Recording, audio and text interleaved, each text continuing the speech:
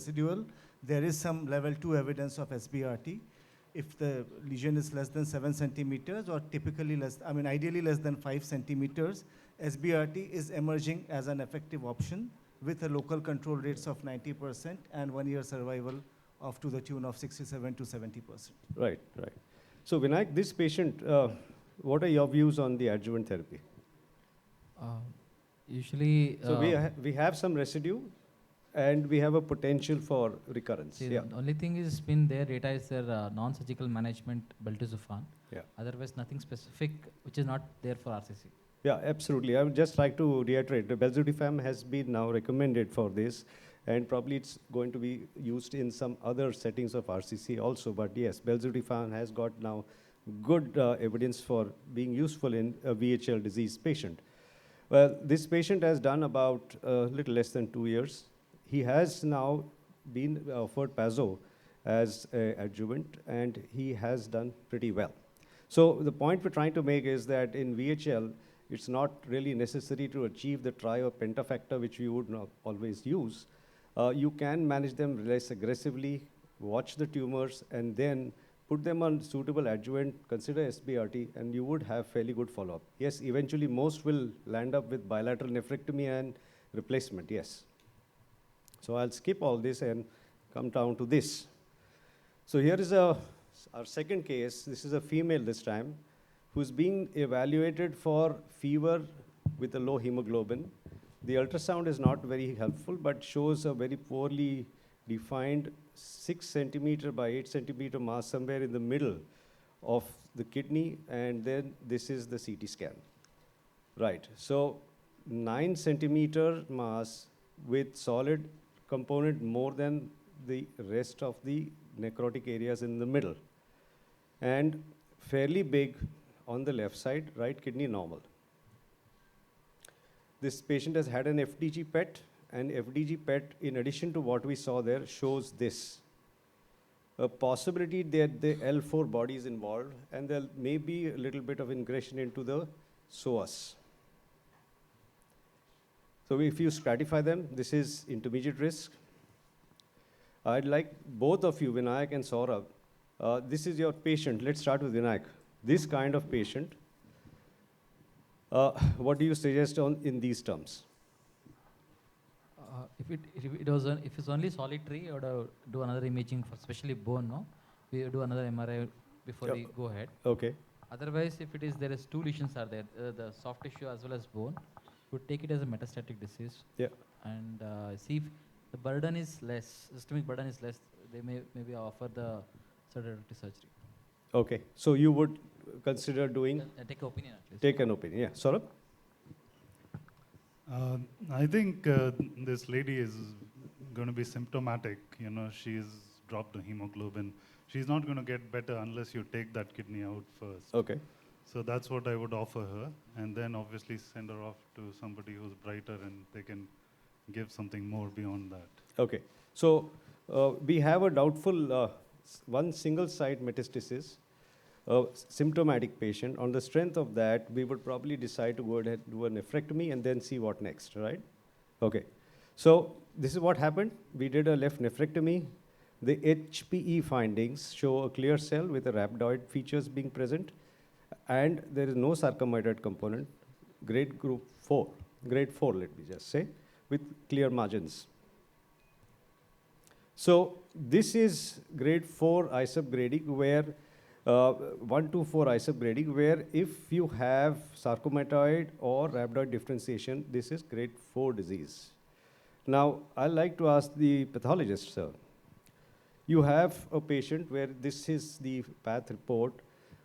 How much of rhabdoid or how much of sarcomatoid, is that important? Are rhabdoid and sarcomatoid the same because they have been clubbed as grade 4 together? And prognostically, is there any real difference that I as a oncologist need to be aware of? So philosophically, conceptually, rhabdoid is a type of sarcomatoid. Essentially, it is from coming that this is more of a rhabdomyosarcomatous differentiation. Just that now I do not have yet the characteristic sarcomatoid component. But the fact that they are grouped together because they have very similar prognosis. Um, this is a more recent addition that the rhabdoid is being identified separately. And therefore, there is a possibility that over time we might separate it out further as we come to know more. We don't see very frequently rhabdoid differentiation as without a sarcomatoid area. Right. Commonly, they coexist. Okay. So a pure rhabdoid without a sarcomatoid is extremely uncommon. Uh, if we have to say that this is some variant of it, or we consider usually at least 10% of the tumor area should be showing this component. Otherwise, we mention in that, okay, there is a small component of this particular area. If we usually see such a thing, we will go back and sample more and to see if there is some area which has more of these high-grade histologies. So this is a usual approach to the thing that we try and find as many such areas as possible. Okay. And you would say that the prognosis is the same? At this point of time, it Okay. is considered Okay. similar. So, in fact, Vinayak, let me ask you, this is the patient. The report has mentioned the rhabdoid component being present. We don't have a quantification of the rhabdoid, but we are aware that there's a significant proportion of rhabdoid there. Your comments on this patient, in this patient has come to you for your advice on adjuvant therapy. Or if you consider that LV4 body, then it's metastatic. What would you give, or how would you treat this patient? So actually, the both ways IO will be there. Because Okay. Adjuvant will give IO only alone pembrolizumab. If it is metastatic disease, it will be combo. So, but Okay. there are two components of that bone lesion. So if that we assume it as a metastatic disease, would offer. Okay. Okay. And It will be favorable most. so we actually did Pembro. She was planned for 17 doses, but we ended up actually only giving her 3 because in less than 2 months, she had accentuated her symptoms. While on Pembro, there was more backache and she started developing lower limb symptoms. Weakness started coming up, further evaluated by an MRI, D12 body involved, had to undertake laminatory decompression and that settled the matter. And yes, there was mets to the D12 body. Now, I'll just skip that. And I'll just say this is the current data today which we have, which actually says that this differentiation, you need to pay attention to this, that the sarcomatoid and rhabdoid, which we have clubbed together, they are not similar. In fact, the sarcomatoid has probably a worse prognosis. It is more than the rhabdoid. And in these patients, you need to intensify your therapy. And probably today, amongst all the IO-IO combinations, Nivo-IP seems to be the best. So, by next cases, I need to thank Sanjay Sureka, if he's still here, for these cases. So, Sanjay, yeah, thank you very much. There's a 45-year-old on hypertension of a single drug. He is presented with 6 months of intermittent hematuria. And these are the MRI images of that patient, as you can see, right? So, further very nice images provided by Sanjay. Right? Sridhar, in any evaluation of such a patient, obviously what I need as a surgeon to know is the cephalad extent of that thrombus in that IVC. Is the IVC wall actually been tumor infiltrated, and is there presence of bland thrombus, right? This is what I need. Now, what is your choice today with all the improved imaging which is available at your center? What do you use? Would you prefer CT? You still prefer an MRI?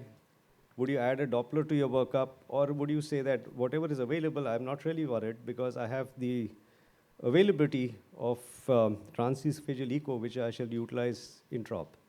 I will consider well-done CT is better than an MRI in this scenario. If Okay.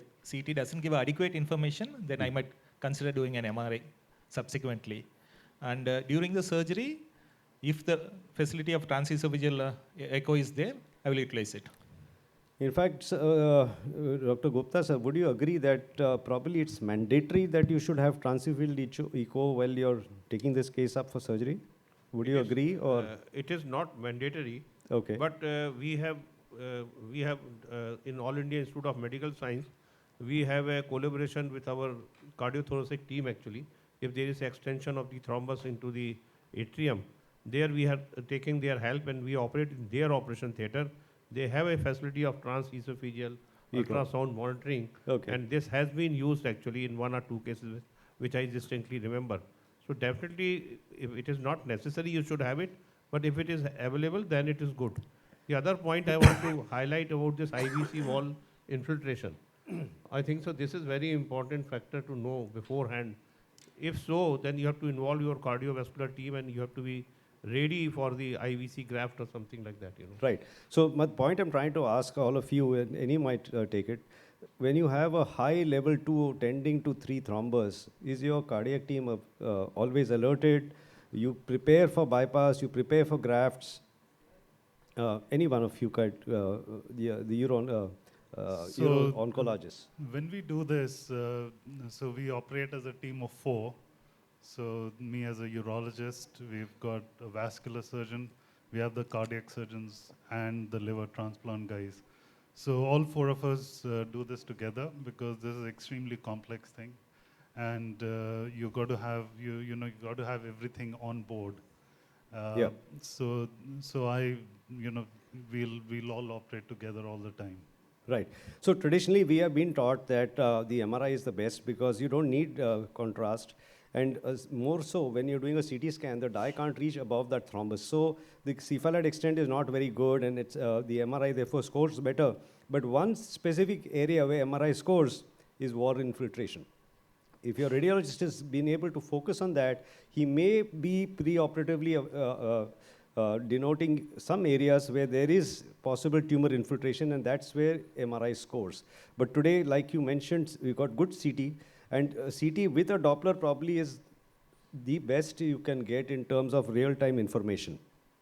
Dr. Gupta, sir, your opinion today on this highly disputed topic, would you consider pre-op embolization? The type of case which you have shown here, Yes, sir. and if there is a complete thrombus and you can also see the collaterals all around the kidney, then there is a role of preoperative embolization. Right, And we right, like sir. to do it on the previous evening or on the morning of the surgery, and then we take up these cases.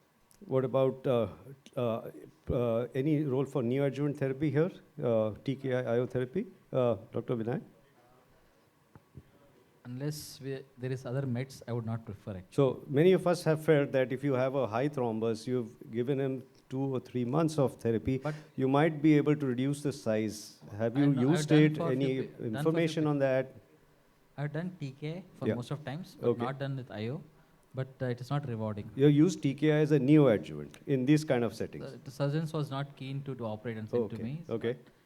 I So, don't think it's possible. I think most of us have not been utilizing that. Yeah. So the issue with the TKA is, we very well know Complete. when we give a TKA, Mhm. 30% respond, 30% will have stable disease and 30% progresses. Right, So when we right. extrapolate the same thing to this IVC thrombus, we are at the risk of 30% patient who had a level 3 thrombus progressing to level 4.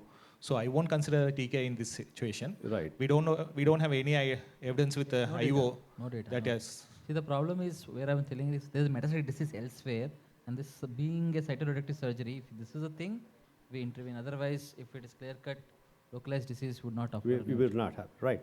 So there is some data actually talking about pre-operatively embolizing. It has the benefit of lesser blood loss. Some experienced centers have said that you reduce your operative time, it has become technically easier to operate it. And yes, if you have a large bulky thrombus and it's difficult to get to the artery first, you feel very comfortable to go and ligate the vein, and it eases the operation. So there are some benefits of doing a pre-op embolization. Now, fundamentally, our main fear when we are dealing with this, apart from everything else, is the risk of having a thromboembolus. And some of us may have experienced it when we have dealt with these large thrombi. So, Saurabh, if you have a patient like this in your theater, would you, if at all ever, consider, don't touch the kidney, why not just tackle the problem of the thrombus first?